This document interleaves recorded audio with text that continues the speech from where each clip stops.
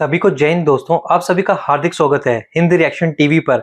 आशा करता हूं कि आप सभी लोग बहुत अच्छे होंगे। तो आज हम आपके लिए एक इंटरेस्टिंग और एक बहुत ही मजेदार वीडियो लेकर आए जिसमें आप देखेंगे तो बहादुर और सशक्त मुस्लिम महिलाओं को एक तरफ आप देखेंगे, पाकिस्तान की मशहूर पत्रकार आरजू काजमी जी को, इनकी स्पेशल गेस्ट होंगी भारत की बेटी, हिंदुस्तानी शेरनी और सुप्रीम कोर्ट की दबंग वकील नाज़िया इलाही खान जी, और ये दोनों बात करेंगी हमारे प्यारे देश भारत के बारे में और भारतीय प्रधानमंत्री श्री नरेंद्र मोदी जी के बारे में। तो ये वीडियो काफी इंटरेस्टिंग होगी, आपको बहुत कुछ जानने को मिलेगा और बहुत मजा आएगा। तो इसे अंत तक देखें और चैनल पे नए हैं तो चैनल को सब्सक्राइब कर दें ताकि हम आपके लिए लेटेस्ट और इंटरेस्टिंग वीडियोस लाते रहें। तो चलिए पहले ये वीडियो देखते हैं और अंत में इसके बारे में बात करेंगे।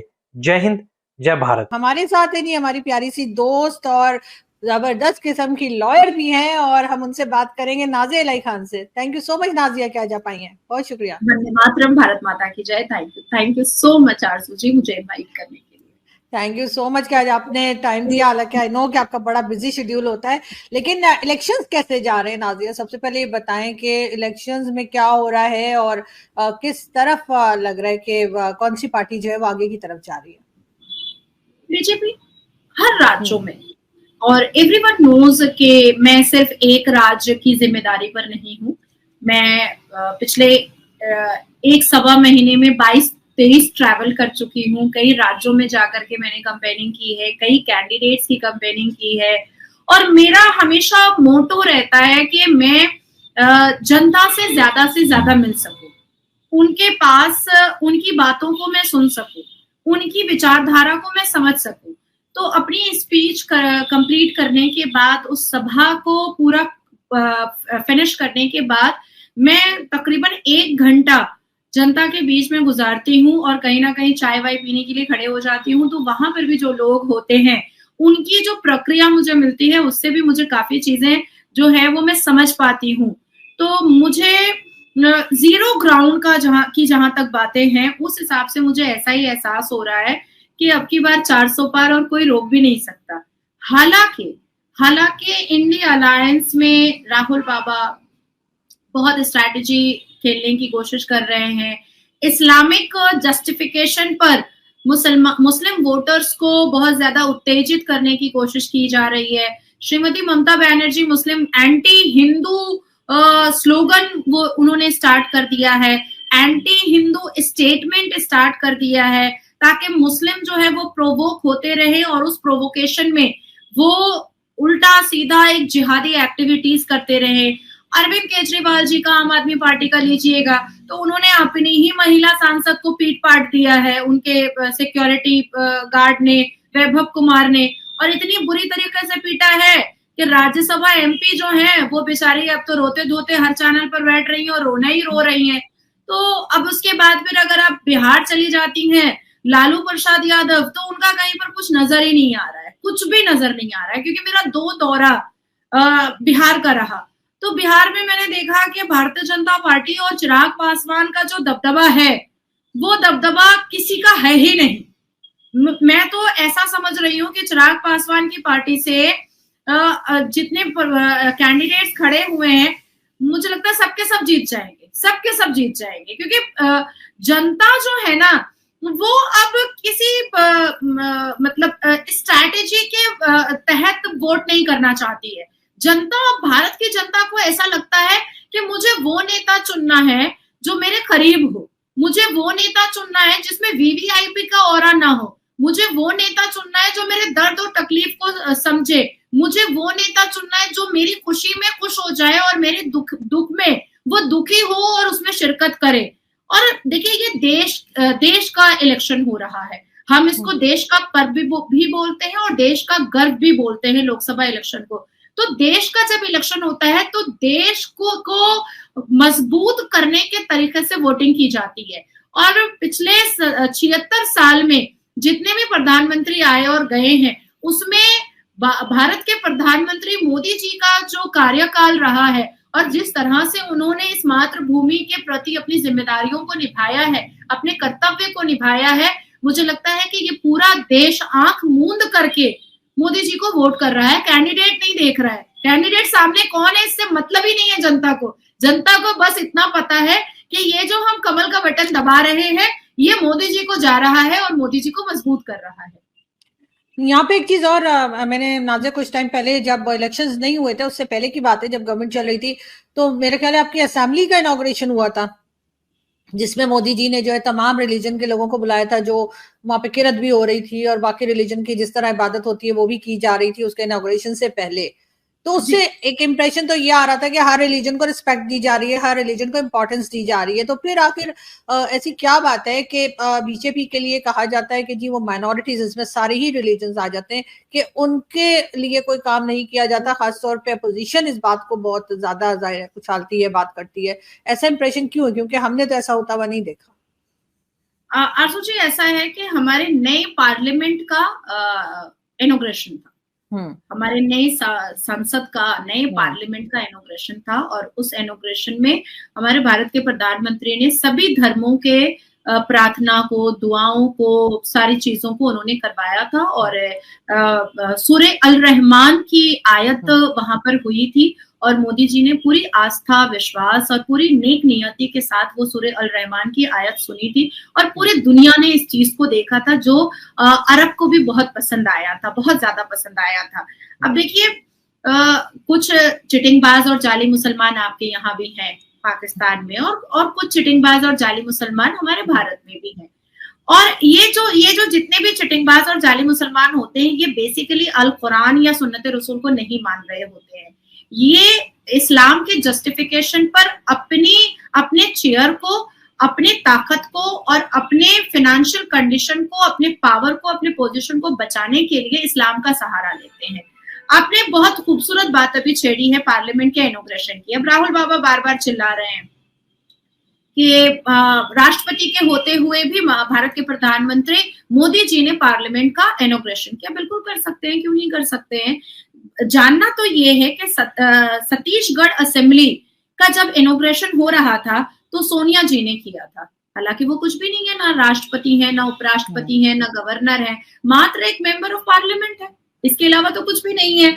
आसाम असेंबली का फाउंडेशन स्टोन रखा गया था, तो उस वक्त वहां पर कांग्रेस की सरकार थी, तरुण गोगोई से वहां पर फाउंडेशन स्टोन रखवाया गया था, पर वहां के गवर्नर जो कांग्रेस के थे उससे नहीं रखवाया गया था। क्यों आप लोग ऐसा क्यों करते हो?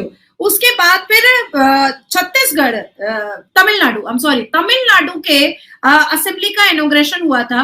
फिर से सोनिया गांधी चली गई और जा करके इनॉग्रेशन करके आई। भाई क्या कॉन्स्टिट्यूशनल बॉडी है उनकी? वो है क्या? वो तो कुछ नहीं है। अच्छा, इनमें बड़ा अजीब सा है। सोनिया एंटोनियो जो है वो अपने हस्बैंड के नाम से अपने आप को प्रमोट करती हैं, सोनिया गांधी कहलाती हैं। लेकिन प्रियंका जो है वो वाड्रा कभी नहीं लगाती है, वो प्रियंका गांधी बाप का नाम लगाती हैं। सोनिया अपने बाप के नाम से पीछा छुड़ाती हैं और प्रियंका अपने बाप के नाम को चिपकाने में लगी रहती हैं।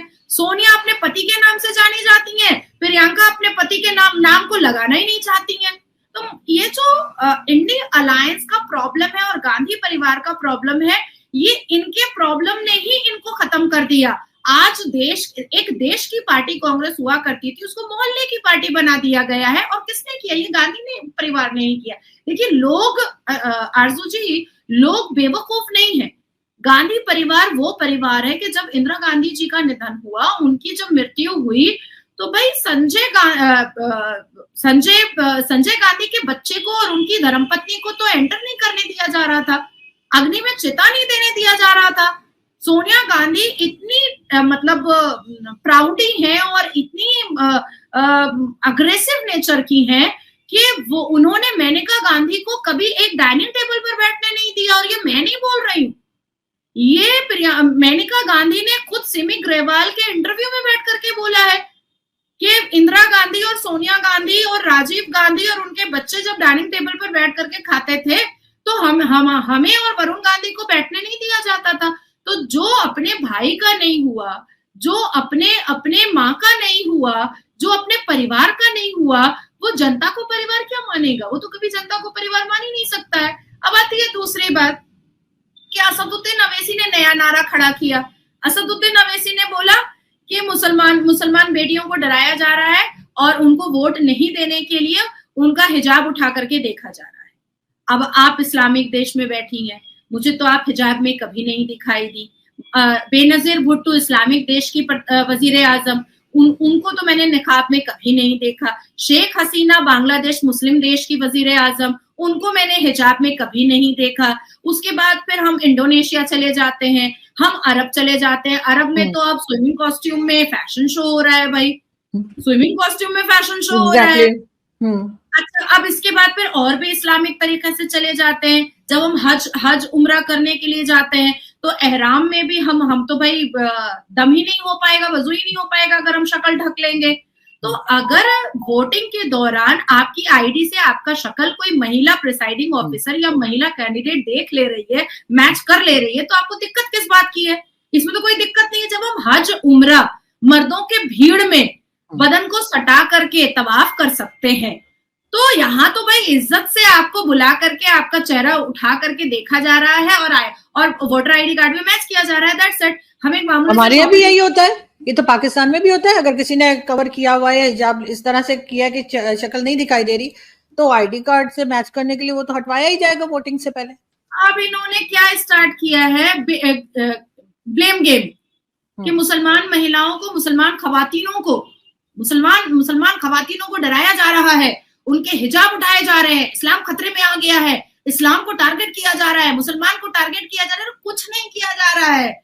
अरे जब देखिए होता क्या है ना आरजू जी, कि हिंदुओं को मुसलमानों के रीति रिवाज के बारे में इतना पता नहीं है। हिंदू कभी अरब के अंदर गए नहीं, मक्का मदीना कभी अंदर में गए नहीं, उनको पता नहीं है कि बदन से बदन टकराता है मर्द और औरत का तवाफ के वक्त में, और इतना ज्यादा बदन चिपकता है वहां पर कि कई बार बहुत बुरा भी फील होता है, कई बार बड़ा अजीब भी फील हो जाता है हज के वक्त में। तो इनको तो ये बात पता नहीं है, तो हिंदुओं को अब ये बेवकूफ बनाने लगते हैं। तो इसलिए ये सारी मतलब झूठी चीजों को क्रिएट करके इस्लाम के जस्टिफिकेशन पर भी ये लोग बोगस वोटिंग कराने की कोशिश में लगे हुए हैं। अब आज ही देखिए पश्चिम बंगाल में तकरीबन 6 कॉन्स्टिट्यूएंसी में आज वोटिंग हुई है। सुबह से लेकर के अभी तक में मैं कंटिन्यू अपडेट में लगी हुई थी, कहाँ क्या हो रहा है, कहाँ क्या हो रहा है। सारी कॉन्स्टिट्यूएंसी में लुंगी डांस हुआ है, सारी कॉन्स्टिट्यूएंसी में लुंगी डांस हुआ है, सारी 6 की 6 पश्चिम बंगाल की कॉन्स्टिट्यूएंसी में हिजाब डांस हुआ है, सारी 6 की 6 कॉन्स्टिट्यूएंसी में मदरसा छाप डांस हुआ है। मतलब जानबूझ करके हिजाब वाली महिलाओं को आगे कर दिया गया है, जानबूझ करके लुंगी और जालीदार टोपी पहना करके आगे कर दिया गया है, और सीधा बोल दिया जा रहा है कि देखिए भाई इस्लाम खतरे में नहीं आना चाहिए। अरे कैसे, तुमको अगर इस्लाम इतना प्यारा है तो तुम हिजाब के अंदर बोगस वोटर्स क्यों लेकर के आ रहे हो? तुम क्यों इस्लाम को बेच रहे हो? तुम क्यों इस्लाम के ऊपर कालिक मल रहे हो? लेकिन ये चीज तो है नहीं, ये चीज तो बिल्कुल इलेक्शन के टाइम पे भी चेक होती है, और एग्जाम देने अगर कोई जा रहा है स्कूल कॉलेज यूनिवर्सिटी तो वहां पर भी जो है वो चेहरा तो देखा जाएगा कि एग्जाम कौन दे रहा है। तो ये चीज तो मेरे ख्याल नहीं होनी चाहिए इस तरह से। लेकिन मोदी जी ने जो है वो गर्ल्स के लिए या फीमेल्स के लिए भी बहुत काम किया है। वो भी मेरी आपसे बात हुई थी पहले भी, और आगे आपको लगता है कि जब नेक्स्ट गवर्नमेंट आएगी, जो कि मोदी जी की ही लगता है कि आएगी, तो कोई ऐसे पॉइंट्स आप समझती हैं कि आप उसको आगे बढ़ाएंगी, और आपका ख्याल है कि उसके ऊपर काम होना चाहिए, चाहे वो किसी भी रिलीजन की फीमेल्स हो, लेकिन उनको कुछ आप समझती हैं अभी कोई चीजें रह गई हैं जो गवर्नमेंट नहीं कर पाई पहले? अभी तो 4 जून के बाद हमारा फोकस सबसे ज्यादा आरजू जी रहेगा यूसीसी पर। यूसीसी इम्प्लीमेंटेशन करवाना, यूसीसी का अवेयरनेस करवाना, यूसीसी के फायदे हर एक बेटियों तक, माताओं तक, बहनों तक पहुंचवाना। दूसरा हमारा फोकस रहेगा वक्फ बोर्ड के चीथड़े उड़ाना। वक्फ बोर्ड में जितने भी 2 लाख करोड़ के ऊपर संपत्ति हो चुकी है, तो ये संपत्ति तो बाहर से या अरब से या पाकिस्तान से आई नहीं है, ये तो भारत की संपत्ति है। तो इसको जो इन्होंने दबोच करके रखा है, और 1,65,000 करोड़ रुपया जो ये एनुअली रेवेन्यू उठा रहे हैं, ये पैसे जा कहाँ रहे हैं? क्योंकि मुसलमानों के बेहतरी के लिए तो ये पैसे लग नहीं रहे हैं। तो ये हमारा सेकंड टारगेट होगा। द थर्ड टारगेट इज कि एडुकेशन पर सबसे ज्यादा इंपॉर्टेंस देना है, सबसे ज्यादा फोकस करना है। द फोर्थ फोकस इज हम लोगों का कि लव जिहाद जैसी चीजों को हम लोगों को बिल्कुल वैनिश करना है, इरेज करना है, खत्म कर देना है। द फिफ्थ फोकस इज 4 जून के बाद हमारा रहेगा कि हमारे जितने भी सिविलाइजेशन, सभ्यता, संस्कार और जितने भी हमारे वीर योद्धा, फ्रीडम फाइटर जो रहे हैं, जिनको प्रोफेसर नूरुल हसन ने, अबू कलाम ने और 5 मुसलमान शिक्षा मंत्री ने कांग्रेस के जमाने में इरेज किया था, वैनिश किया था, उन सबको फिर से जुगाड़ना है, उन सबको रिसर्च में डालना है, उन सबको बेहतर करना है। द सिक्स्थ फोकस इज कि इंदिरा गांधी जी ने इमरजेंसी के वक्त में हमारे संविधान के साथ बहुत खिलवाड़ किया था और बहुत छेड़छाड़ किया था, जिसकी वजह से बहुत सारे ऐसे आरोपी होते हैं जो छूट जाते हैं, जिनको छूटना नहीं चाहिए। जैसे बलात्कारी आरोपी भी रेमिशन ग्राउंड पे छूटते हैं, अब चाहे वो हिंदू हो मुस्लिम हो, मेरे को उससे मतलब नहीं है। अगर कोई बलात्कार कर रहा है तो उसको फास्ट ट्रैक कोर्ट के हिसाब से फांसी की सजा होनी चाहिए। अब जैसे जो यूएपीए एक्ट में बिहाइंड द बार जाता है, या कोई एंटी टेररिज्म एक्ट में बिहाइंड द बार जाता है, या हमारा एक्सट्रेडिशन का जो एक्ट है, तो बहुत सारे लोग देश से बाहर चले जाते हैं, कुछ भी यहाँ पर फसाद कर देते हैं, कुछ भी यहाँ पर टेररिज्म एक्टिविटीज कर देते हैं, उसके बाद बाहर चले जाते हैं, नहीं हम लोग अरेस्ट करके नहीं ला पाते हैं। तो इन सारे चीजों को, और जो इंदिरा गांधी जी ने इमरजेंसी के वक्त में संविधान के साथ छेड़छाड़ किया था, उसको हम लोग फिर से इम्प्लीमेंट करके, अमेंड करके बेटर करने की कोशिश करेंगे। द सेवेंथ थिंग इज सबसे महत्वपूर्ण और सबसे इंपॉर्टेंट कि ये जितने भी एंटी नेशनल स्टेटमेंट्स निकलते हैं पॉलिटिशियंस के मुंह से या किसी एक्टिविस्ट के मुंह से, जैसे कन्हैया के मुंह से निकला था हिंदुस्तान तेरे टुकड़े होंगे इंशाल्लाह इंशाल्लाह, हिंदुस्तान तेरी खबर खुदेगी, तो कन्हैया जो अभी कांग्रेस का कैंडिडेट है दिल्ली से, तो ऐसे लोगों के ऊपर इमीडिएट कार्रवाई हो और उम्र कैद की सजा हो। जो एंटी नेशनल, जैसे ममता बनर्जी के लाडले मंत्री फरहाद हकीम ने कहा था कि कोलकाता तो मिनी पाकिस्तान है, this is anti national statement, absolutely appropriately. तो ऐसे स्टेटमेंट्स को भी हम लोग बहुत इंपॉर्टेंस और वैल्यूबल समझ रहे हैं। इसके ऊपर कार्रवाई अप्रोप्रिएटली होनी चाहिए और बेल के प्रावधान बहुत कम होने चाहिए। बिल्कुल, लेकिन मुझे नाज़िया एक चीज और बताइए कि जाहिर है कि आपका ताल्लुक भी जो है वो कोर्ट कचहरी से हर वक्त रहता है। बहुत से केसेस ऐसे हम देखते हैं पाकिस्तान में भी कि जिनको ऊपर छोटे मोटे केसेस हैं, जुर्म जो है वो कह दिया गया है, कोई इल्जाम लगा दिया गया है, लेकिन केस की सुनवाई नहीं हो रही, तो इसलिए सालों साल वो लोग जो है वो जेल में होते हैं और अगर सुनवाई हो जाए तो शायद 2 दिन में ही बाहर आ जाए। क्या भारत में भी ऐसा होता है कि केस सुनने में बहुत टाइम लग जाता है और कई लोग जो है वो छोटे मोटे जुर्म में या इल्जाम में किसी किस्म के एलिगेशन लगी हुई है उसके वजह से सालों साल जेल में होते हैं और उनके कोर्ट जो है उनकी बारी नहीं आती उस केस की? नहीं, ऐसा होता है और गाहे बगाहे कई बार चीफ जस्टिस ऑफ इंडिया ने भी इस बारे में बात की है, कई बार कई ऑनरेबल कोर्ट ने इस बारे में बात की है और कई बार पार्लियामेंट के अंदर अमित शाह जी ने भी इस पर चिंता जताई है और खुले लफ्जों में जताई है। देखिए, जो फैक्ट है वो फैक्ट है।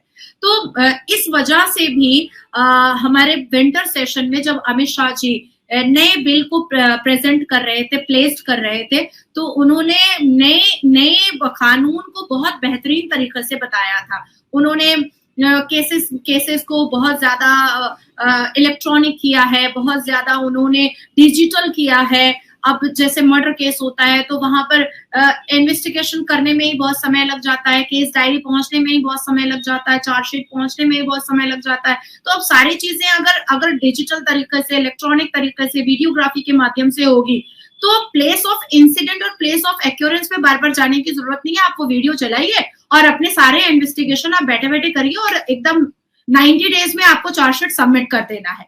तो ऐसी चीजें हो रही हैं। साथ साथ जो जजेस की कमी है, साथ साथ जो एआरओ की कमी है, साथ साथ जो पीपी पब्लिक प्रोसिक्यूटर की कमी है, उस पर भी अमित शाह जी ने बहुत चिंता बताई थी और पार्लियामेंट के अंदर बताई थी और उसको भी बहुत खूबसूरत तरीके से ठीक करने की कोशिश की जा रही है। और मुझे लगता है कि जुलाई अगस्त तक में मतलब 60-70% जो कोर्ट के का मामला है वो दुरुस्त होता हुआ नजर आने लगेगा भारत के अंदर। क्योंकि डेट्स बहुत ज्यादा दी जाती है ना, वो सनी देओल जी का नहीं है, तारीख पे तारीख, तारीख पे तारीख, तो वही अभी तक वही हम देखते हैं कि पाकिस्तान में भी ऐसे ही चल रहा है। सजा अगर सुना भी दी गई है कई मुजरिमों को मर्डर केसेस में, हमारे यहाँ भी 2-3 केसेस हुए थे, तो वो उनको जो है अभी तक वो प्रॉपर जो एक पनिशमेंट है जो अनाउंस की गई है वो दी नहीं गई है। कुछ कहने दी आज सुनवाई हो रही है, फिर वो अपील दायर कर देते हैं, फिर कुछ हो जाता है, जबकि सबने साफ साफ देखा है कि उनका जुर्म है, वो मान भी चुके हैं, फिर भी सजा नहीं होती। क्या होता है इस तरह भारत में भी?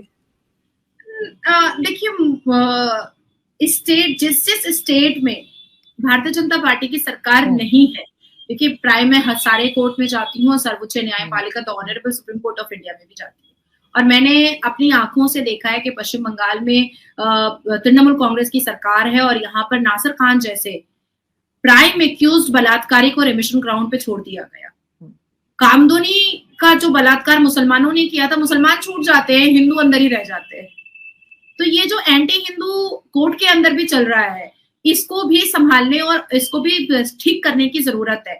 आपने मर्डर केस की बात कही है या केस पर तारीख पे तारीख की जो बात कही है, हमारे यहाँ इन चीजों को बहुत खूबसूरत तरीके से देखा जाता है। जैसे बहुत ज्यादा केस लेंदी जा रहा है तो हम हाई कोर्ट से ट्रायल स्पीडी करके स्पीडी ट्रायल का एक ऑर्डर लेकर के आते हैं जो हम लोअर कोर्ट को सबमिट करते हैं, फिर वो मैटर फास्ट ट्रैक कोर्ट में चला जाता है, उसका बेंच चेंज हो जाता है और हाई कोर्ट की तरफ से एक शेड्यूल दिया जाता है कि आप इस मैटर को 6 महीने में खत्म कीजिए, आपको इस मैटर को 1 साल में ही खत्म करना पड़ेगा, आपको इस मैटर को 3 महीने में ही खत्म करना पड़ेगा। तो बहुत सारे ऐसे प्रावधान हैं, बहुत सारे ऐसे चीजें हैं जिसके तहत हम हाई कोर्ट से या सुप्रीम कोर्ट से ऑर्डर ला करके लोअर कोर्ट में जो तारीख पे तारीख होता है उसको हम कंट्रोल करके, उसको हम ठीक कर करके हम उसको बेटर तरीके से और एक सुटेबल टाइम पर उसको हम जजमेंट के तौर पर लेकर के आते हैं। और ये तो मैं भी करती हूँ, कई केसेस में करती हूँ, क्योंकि मुझे ऐसा लगता है कि अगर कोई व्यक्ति 2 साल 3 साल से अपने इंसाफ के लिए चप्पल घिस रहा है, एक लॉन्ग लीगल बैटल फाइट कर रहा है, तो वो बाद में पिस्ड ऑफ होता है, वो बाद में इरिटेट होना स्टार्ट हो जाता है।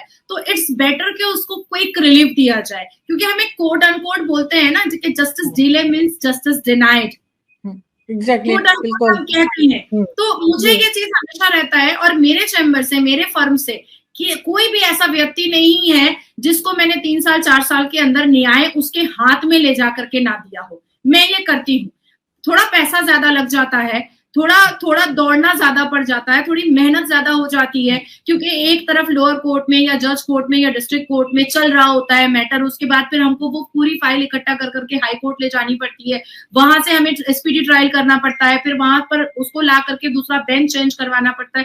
बट ये हैरेसमेंट आई अग्रीड, मुझे अच्छा लगता है, लेकिन सामने वाला जो इंसाफ के लिए दौड़ रहा है उसको जल्दी इंसाफ मिलना, ये बहुत एहसास बहुत जरूरी ऐसा होना चाहिए। हमारे यहाँ तो कई लोगों को इंसाफ तब मिला जब उनको जो है, यानी उनके फांसी के बाद उन्हें कहा गया कि बेकसूर थे। इस किस्म के केसेस भी हुए हमारे यहाँ, जो कि यकीनन नहीं होने चाहिए। Thank you so much Nazia कि आज आपने ज्वाइन किया, बहुत शुक्रिया। Thank you. वंदे मातरम, भारत माता। दोस्तों आशा करता हूँ कि वीडियो को आपने अंत तक देखा होगा और आरजू काज़मी जी और नाजिया अलाई खान जी का ये पूरा डिस्कशन आपको काफी पसंद आया होगा और इस वीडियो में आपको बहुत कुछ जानने को मिला होगा, जहाँ पे इन दोनों ने ना सिर्फ बात की हमारे प्यारे देश भारत के बारे में, बल्कि भारत में जो चुनाव हो रहे हैं उन पे भी बहुत ही अच्छे से चर्चा की। और खासकर आपने देखा नाजिया अलाई खान जी ने अपनी पर्सनल चॉइस बताई कि बीजेपी को वो सपोर्ट कर रही हैं और इस टाइम वो बीजेपी की स्टार प्रचारक भी हैं, इसलिए उन्होंने कहा कि इस बार प्रधानमंत्री मोदी जो हैं वो 400 पार करेंगे। तो इसके बारे में आपके क्या विचार हैं? आप अपने विचार हमें कमेंट सेक्शन में लिखकर जरूर बताएं और एक बार फिर चैनल पे नए हैं तो चैनल को सब्सक्राइब कर दें, ताकि हम आपके लेटेस्ट इंटरेस्टिंग और दमदार वीडियोस लाते रहें। जय हिंद, जय भारत।